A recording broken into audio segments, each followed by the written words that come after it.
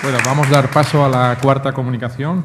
En este caso se titula El encaje subjetivo del trabajo en las identidades personales, las identidades laborales ante la incertidumbre vital. Es una comunicación elaborada por Juan Carlos Revilla, Cristina Cuenca y Concepción Fernández Villanueva. La va a presentar el profesor Juan Carlos Revilla. Pensaba que había dicho que me iba a venir. Soy autora también. Debe ser, sí. Sí, justo. Perfecto. La verdad es que soy autora de ese. Menos que del otro, 1000 veces menos. Gracias. Bueno, pues empezamos. Bueno, muchas gracias tanto a la Universidad de Valladolid, representada en la Cátedra de Estudios de Género, y en especial a Fátima por organizar este evento que nos ha dado la oportunidad de encontrarnos y de comentar lo que puede ser una perspectiva psicosocial que muy diversa, como ha dicho la propia Fátima, pero muy interesante en términos de cuestiones de género y de desigualdad e igualdad. Bueno, os cuento rápidamente el planteamiento de ese trabajo que presentamos aquí, que es un trabajo que todavía estamos, digamos, perfilando o terminando de dar forma, y tiene que ver, o partimos de las cuestiones vinculadas con las identidades, subjetividades, partiendo sobre todo de la experiencia laboral, pero entendiendo que no se puede entender la experiencia laboral y las transformaciones en los contextos de trabajo, en su vinculación con las personas, si no miramos más allá y por tanto hacia lo extralaboral.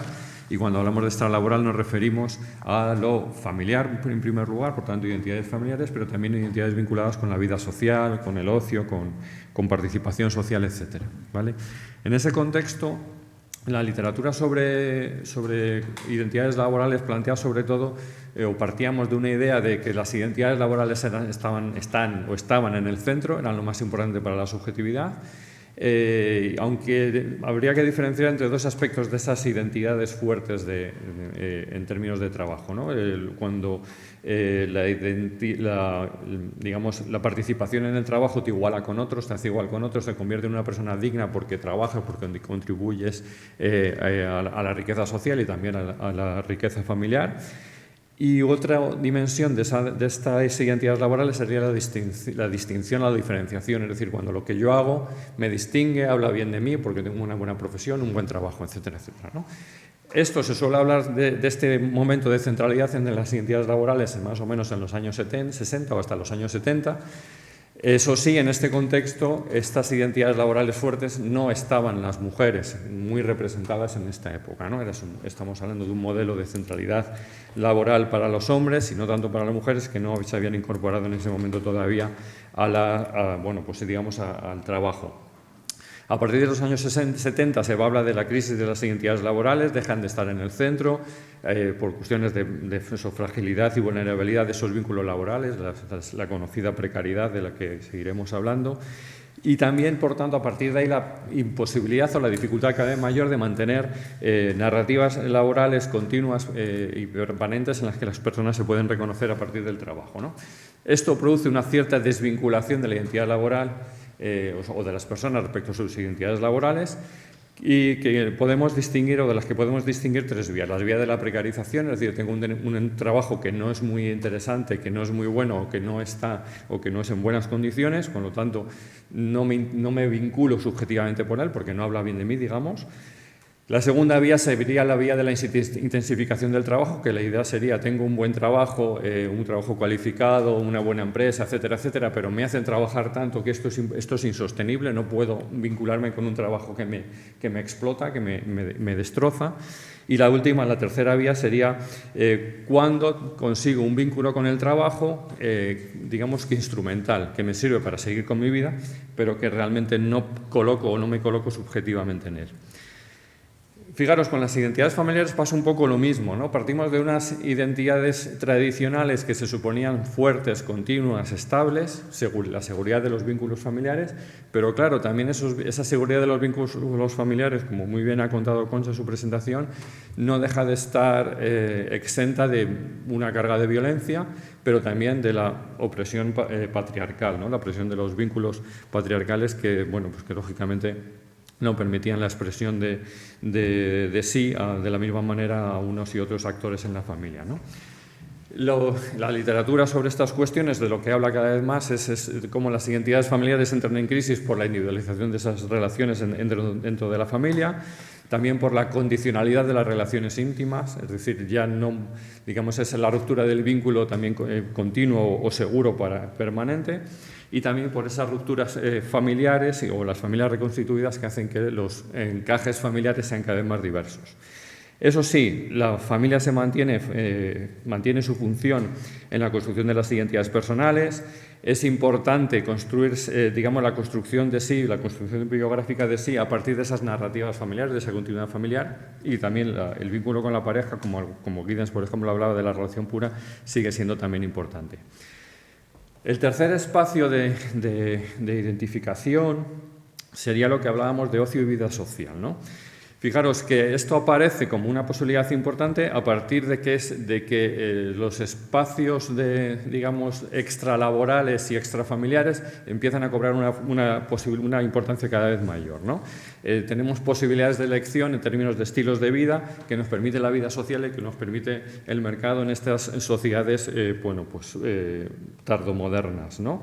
Y aquí también conseguimos lo que conseguíamos también en términos laborales, ¿no? Podemos conseguir una igualación dignificadora, es decir, participar en los mecanismos de consumo y de participación social tanto como otros, pero también a través del consumo poder distinguirnos y, por tanto, construir una subjetividad en esa distinción. Esto nos lleva a la idea, como os decía, de estilos de vida, la posibilidad de construirse a partir de lo que hago en esos tiempos extralaborales y, por tanto, a partir de mi estilo de vida, que en algún modo se plantea como, digamos, como alternativa a la estructura social y a las diferenciaciones de clase, aunque lógicamente eso también tiene limitaciones importantes, ¿no? Por tanto, de lo que estaríamos hablando aquí es de hasta qué punto las personas podemos articular nuestra subjetividad o nuestra identidad a partir de ciertas actividades de consumo o de ocio a las que damos una importancia muy grande y que, bueno, que digamos, dedicamos tiempo, esfuerzo y nos vinculan también socialmente, o también a partir de actividades de participación ciudadana, como puede ser el voluntariado o el activismo. Es decir, de algún modo tendríamos una especie de triángulo, que aquí lo he dibujado de otra manera, pero una especie de triángulo en términos de tres identidades que pueden servir como de fuentes de la identidad personal, ¿vale? Aquí queda como muy redondo y muy bien, pero no se trataría tanto de pensar que las personas estamos en esta situación de equilibrio donde colocamos en la misma proporción o la misma importancia en cada uno de estos espacios de subjetividad, sino que más bien en algunas personas pues, podemos invertir más en lo laboral o podemos darle más importancia en la construcción de uno mismo, en lo familiar, etcétera, etcétera, o bien, como digo, en el ocio o en la vida social. A partir de ahí trabajamos desde el concepto de posiciones subjetivas, es decir, cómo a partir de esos tres ámbitos las personas se van situando, digamos, de forma diferenciada en cada uno de esos tres ámbitos para dar sentido a su vida de la mejor manera que puedan, ¿no? En ese sentido, lo que planteamos como esquema teórico es cómo partir de los discursos que existen en cada uno de los ámbitos sociales más importantes, como es el ámbito del trabajo, el ámbito de la familia, el ámbito del ocio de la ciudadanía, que son los que mencionábamos, y cómo esos discursos dominantes en cada uno de estos espacios nos interpelan y en esa interpelación nos construyen como sujetos, ¿no?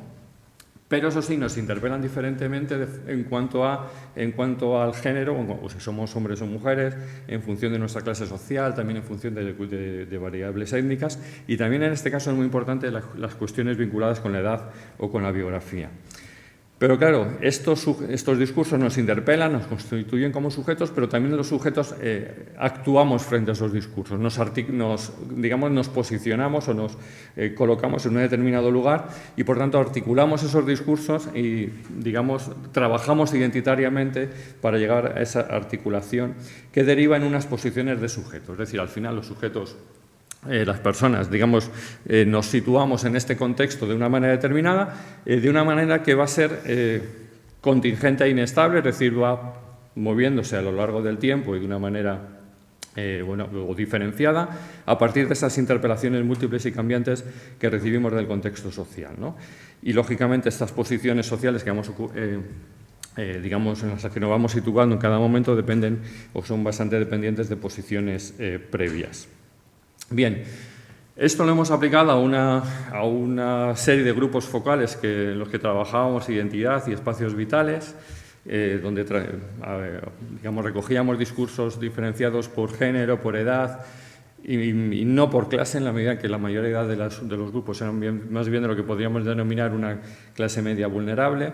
Los grupos de discusión se desarrollaron entre Salamanca y Madrid, porque este proyecto estaba dirigido por Modesto Escobar, catedrático de Sociología de la Universidad de Salamanca, y lo que tratamos a partir de ahí es realizar un análisis de discurso donde pudiéramos identificar esas posiciones de sujeto, ¿no? Y tratar de conseguir una cierta clasificación o ver un poco de algunas regularidades o recurrencias en esas posiciones de sujeto, que no pretendemos que sean exhaustivas, pero que sí que entendemos que son significativas. Partimos para ello de tratar de ver cuáles son digamos, las formas de vínculo laboral, lo que podríamos llamar anclajes laborales, cómo las personas se anclan a lo laboral o no se anclan, por eso hablamos de anclajes o desanclajes laborales.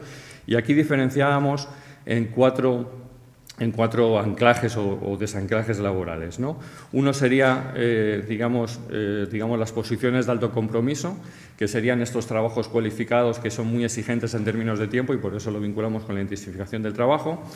Un segundo anclaje sería la carrera vocacional, donde la persona se reconoce mucho en el trabajo que hace, se identifica mucho con el trabajo que hace, pero tiene un cierto control sobre el tiempo extralaboral que le permite también hacer otras cosas fuera del trabajo, ¿no?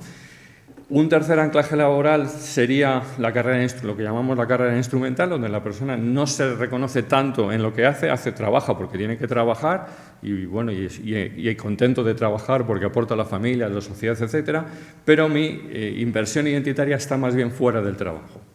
Y por último tendríamos las trayectorias precarias, que tendrían que ver con estas personas que no consiguen un vínculo laboral suficientemente estable o en buenas condiciones, por lo tanto, al final sus vínculos con el trabajo son lo que podríamos entender como vulnerables. ¿Vale? A partir de ahí, lo que hemos tratado es de identificar algunas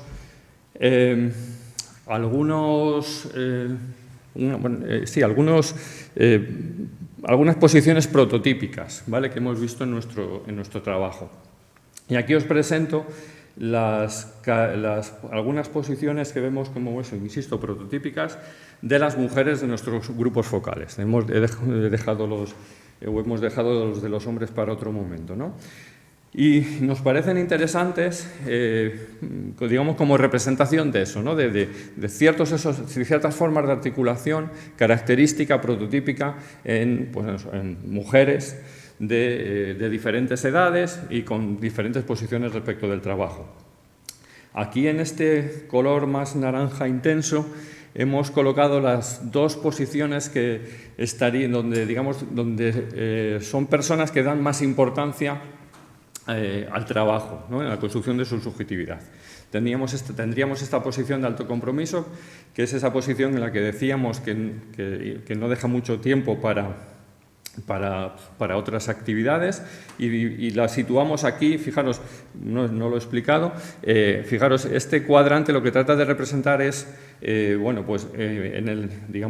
lo que sería en las filas, diferenciamos entre las personas que pueden situar o invertir más en la familia o darle más importancia subjetiva a la familia frente a aquellas que no lo hacen o lo hacen de una manera menor, y igualmente con la alta inversión en ocio o en vida social o en espacios sociales frente a baja inversión en ocio, ¿vale? Entonces, como veis, coincide que estos dos casos prototípicos, el de alto compromiso y el de carrera vocacional, se sitúan en dar una importancia al ocio, pero podríamos decirlo así, a costa de, o gracias a, que no tienen unas cargas familiares, unos compromisos familiares importantes, ¿no? Digamos que el invertir de una manera importante en la propia carrera dificulta la posibilidad de sostener, compromisos familiares, o bien como etapa de la vida o bien como decisión vital, ¿no?, que de los dos casos tenemos. Fijaros, tendríamos por otro lado estas dos posiciones que hemos colocado en una especie de color, digamos, beige, que se caracterizan o están en el mismo color porque las dos tendrían un vínculo muy importante con el trabajo, pero en eso que denominábamos la igualación identitaria, ¿vale? Es decir, es muy el trabajo me dignifica, el trabajo es muy importante, el trabajo me pone en una buena posición, pero no es, digamos, no el trabajo que hago, sino simplemente el hecho de trabajar, ¿no? Aquí tenemos la madre profesional, que es la que hace malabares con todo, con la familia, con el ocio y con su trabajo. Aquí tendríamos un caso de una mujer que tiene un trabajo instrumental, que tiene familia, pero la carga familiar le impide hacer cualquier otra cosa, digamos, en tiempo de ocio. Bueno, me dicen que voy mal de tiempo, ya lo he consumido, entonces rápidamente por describir otros dos casos interesantes.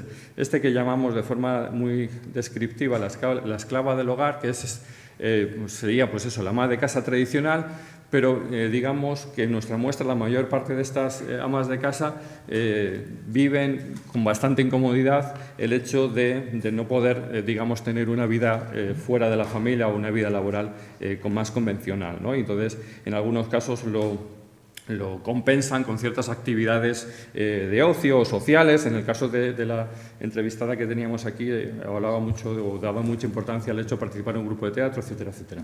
Y bueno, en fin, me parecía importante porque es un ejemplo en este caso también de trayectorias precarias. Y por último, tendríamos algún caso que nos parece interesante, de lo que llamábamos errantes, o sea, en este caso también una mujer que teniendo un buen trabajo, un trabajo cualificado, no lo pone en el espacio más importante porque para ella lo más importante es su estilo de vida, y su estilo de vida le lleva a poder moverse por el mundo, a vivir en otras ciudades, cambiar de trabajo, cambiar de ciudad, para poder también tener, digamos, dar importancia a sí misma como persona y no tanto al trabajo, a pesar de ser un trabajo en buenas condiciones. Bien, termino aquí. Os había dejado alguna cita para darle un poquito más de cuerpo a esto, ¿vale? Esto sale de unos grupos de discusión, como os decía, donde las personas dicen cosas que podemos interpretar como en la línea de lo que estaba diciendo, y aquí tenéis pues alguna cita pues eso, de esta madre trabajadora, donde se ve cómo le da importancia a todos los aspectos de su vida, tanto al trabajo como a la familia, como al tener un espacio para sí misma, que es lo que entendíamos que podía ser representado, por eso que hablábamos del ocio o de las actividades sociales. Aquí tenemos el caso de la persona de alto compromiso, casada sin hijos, que habla muy bien de su trabajo, muy contenta con el trabajo, con lo que hace en el trabajo, pero también le da esa importancia al ocio, ¿no? Pues, o bien a un deporte, o bien al hecho de viajar, o cuestiones así. Y aquí teníamos, el tercero ya y último, es el de la errante activista, ¿no? Una persona joven, sin pareja estable, que decide cambiar de sitio, pues por vivir en un sitio en el que se encuentra más a gusto, tiene un trabajo interesante y demás, pero aparte es activista, ¿no? Es decir, se compromete en causas sociales, y eso también lo coloca como un espacio importante, ¿no? Como una cuestión importante en la construcción de sí, en la construcción del sujeto. Y bueno, eso es un poco lo que quería comentaros. Tenía que ir unas breves conclusiones, pero como no tengo tiempo, pues ya la hablaremos en todo caso en las preguntas. Muchas gracias. Muchas gracias. Gracias.